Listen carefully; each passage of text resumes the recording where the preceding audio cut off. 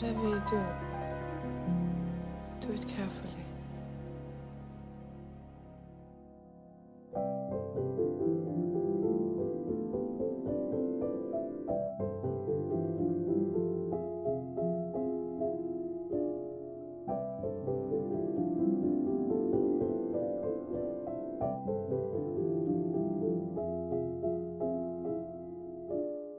There's something so sensual and enchanting about this movie that keeps me coming back. I watched it back in 2017 when it came out and I thought it was just good. At that time it didn't really have an influence on me and I was more of a fan of The Shape of Water and Call Me By Your Name.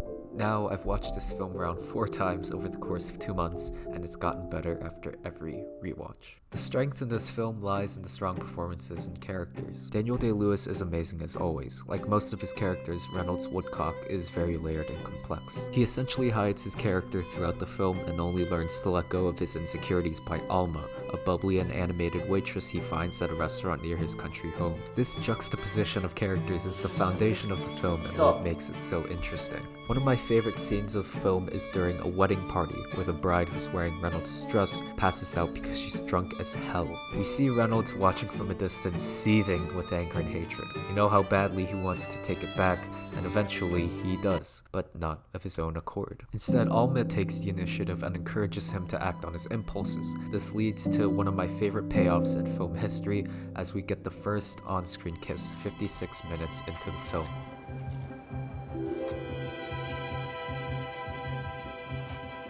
It just feels so satisfying and rewarding to see these two finally express their love to each other. But what really puts the scene over the edge is the music. It's so fitting in this movie that it amazes me with how perfect it is. The harshness of the violins, the softness of the piano, all the compositions are so beautiful. The music is what ultimately reels in my attention every time I watch. Every song has a role in the story and executes it with perfection. There's a scene near the end of the film that is without dialogue, yet it stands as one of the best scenes of the film because of the music and how it completely changes the emotional impact. And that's what a soundtrack should do. A good soundtrack builds upon the impact of the scene, but a great soundtrack makes a scene unforgettable. And somehow Johnny Greenwood does this with every single song in the soundtrack. Undoubtedly the best I've heard for any movie. As always, the directing in this film is incredible. PTA has simply never ceased to amaze me. His consistency to make some of the year's greatest films year after year shows that he is one of the best directors working today. With Phantom Thread, this point still stands, although to me it's only second behind Call Me By Your Name.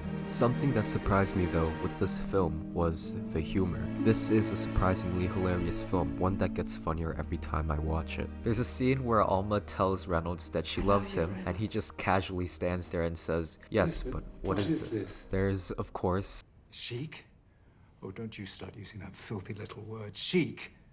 Whoever invented that ought to be spanked in public. I don't even know what that word means. These lighthearted moments and the contrast between the serious tone of the film really show the versatility PTA has as a filmmaker. There Will Be Blood was the first film I saw from him and I thought it was amazing. A great historical drama, again with great characters and phenomenal acting, with the definitive Daniel Day-Lewis and Paul Dano performances. Then I watched Punch Drunk Love, an incredibly enjoyable and cheerful rom-com with a surprisingly excellent performance from Adam Sandler and an odd but ultimately great romance. And after watching that, I questioned if it was made by the same person. These films are complete polar opposites in almost every criterion, and to me, that's what makes him such a unique and amazing director. From The Master to Boogie Nights, he seems to understand the assignment perfectly every single time and has such a vast range of styles, and it's hard not to respect him and his work. Phantom Thread is one of those few films that I'll have a sudden urge to rewatch, and it stands as one of the best films PTA has ever made. Right now, I can't definitively say that it's the best PTA film I've ever seen. I haven't seen Licorice Pizza yet, and it's really still a toss-up between this and There Will Be Blood, but right now, I think I prefer